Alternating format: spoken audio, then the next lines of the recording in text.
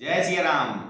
महालक्ष्मी माता की जय हो, धन्वंतरी देव की जय हो। मैं आपको कुछ ऐसी बहुत महत्वपूर्ण और विशेष बातें बताने जा रहा हूं कि लक्ष्मी पूजन कैसे करें, किन चीज़ों का ध्यान रखें, किन चीज़ों का ध्यान रखने से आपके पूरे जीवन में चार चांद लग जाएंगे।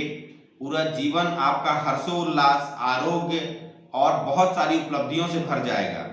और क्या ऐसी गलतियां कर जाएंगे आप जिससे आपका पूरा जीवन एकदम उसके अपोजिट हो जाएगा।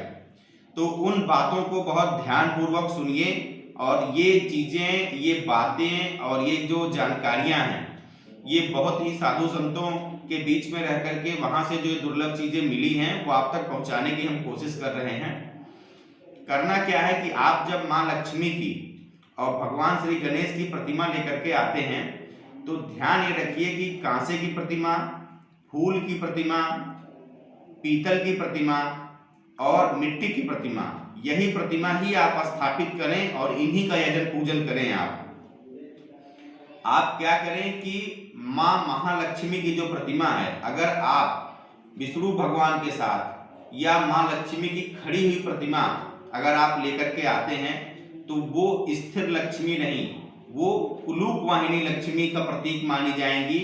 इसलिए ध्यान रखिए कि जब आप माता लक्ष्मी की प्रतिमा लेकर के आते हैं तो वो कमल पर विराजमान हो, कमल पर बैठी हुई हो, खड़ी ना हो। इस बात का हमेशा ध्यान रखिए। और ध्यान रखिए कि जो प्रतिमा आप लेकर के आते हैं वो खोखली नहीं होनी चाहिए। खोखली प्रतिमा भूल करके मत ले आइएगा, अन्यथा पूरा जीवन खोखला हो जाएगा। इस बात का बिल्कुल ध्यान रखिएगा। प्रतिमा जो लेकर के आए ऐसा ना हो बिल्कुल कि सिर्फ उसमें जो मूर्ति का आकार है वो आगे की तरफ ही बना हुआ हो, पीछे एकदम प्लेन और सपाट हो, तो आपका जीवन भी प्लेन और सपाट हो जाएगा। ये बात ध्यान रखिएगा। इसलिए प्रतिमा चारों तरफ बनी हुई हो। माता लक्ष्मी और जो भगवान श्री गणेश हैं विघ्नहर्ता, वो माता लक्ष्मी के मानस पुत्र हैं, इसलिए साथ में उनकी पूजा की जाती है। आप क्या करें, अलग अलग प्रतिमा दोनों लेकर के आए। ध्यान ये रखें, कुछ लोग बहुत बहादुरी में, वाहवाही में बहुत बड़ी प्रतिमा अपने घर लेकर के चले आते हैं कि हमने तो बड़ी महंगी बड़ी प्रतिमा लेकर के। ध्यान रखिए, 8 अंगुल से बड़ी अगर कोई प्रतिमा आप स्थापित कर रहे हैं, लगा रहे हैं अपने यहाँ, तो वो बहुत ही दुर्भाग्यशाली आपके लिए हो सकता है, क्योंकि आपको उनकी पूरी प्राण प्रतिष्ठा करानी पड़ेगी। इसलिए ध्यान रखिए कि 8 अंगुल से छोटी प्रतिमा ही अपने पूजन स्थल में लगाएं पूजा हेतु। ध्यान ये रखिए कि जो आजकल प्लास्टर ऑफ पेरिस से बना हुआ, जो केमिकल से बना हुआ जो मूर्तियां आ रही हैं, बिल्कुल भूल करके भी उनकी जो है स्थापना ना करें और उनकी पूजा ना करें, अन्यथा आपको विपरीत ही परिणाम मिलने वाले हैं। माँ लक्ष्मी का जब भी यजन पूजन करें, आप बिल्कुल साफ सुथरा होकर के, एकदम पूरा भाव विभोर होकर के, कि जैसे माँ लक्ष्मी आपके सामने विराजमान हैं और आप उनका यजन पूजन कर रहे हैं, ये भाव अपने मन में रखें। आज कल जो है धनतेरस है, आज शुक्रवार का दिन है। आप आज से ही अपने मन मानस में पूरी तरीके से माँ लक्ष्मी का हर समय हर क्षण ध्यान बनाए रखें।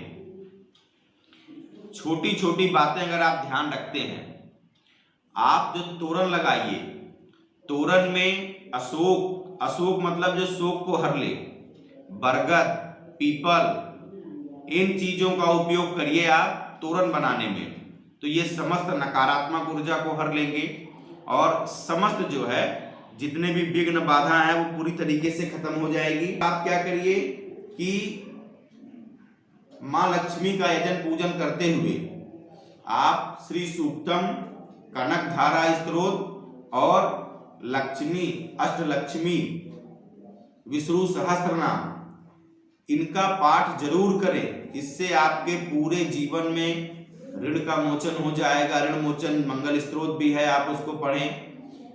अगर आप इन चीज़ों को समझते हैं, पूरी तरीके से इसका पालन करते हैं, तो आप ये समझिए कि पूरे जीवन में आपके बदलाव आ जाएगा। आपके घर में जो पुरानी झाड़ू है उसको उस दिन हटा दीजिए, बाजार से नई झाड़ू लेकर के आइए, लक्ष्मी का प्रवेश आएगा। जो लोग अपने दीवार पे लक्ष्मी का चित्र बना करके लगा देते हैं या प्रवेश द्वार पे लक्ष्मी को स्थापित कर देते हैं, तो वो अपने दुर्भाग्य को जगाते हैं। करना यह है कि आप अपने घर के प्रवेश द्वार पे मां लक्ष्मी की चरण पादुका रखिए और वो इस तरीके से रखिए कि महालक्ष्मी आपके घर में प्रवेश कर रही हैं, न कि वहां माता लक्ष्मी की प्रतिमा लगा दीजिए। भूल करके भी ऐसी गलती ना करिए। स्वास्तिक का चिन्ह आप बना सकते हैं क्योंकि उसकी ऊर्जा बहुत ज्यादा है।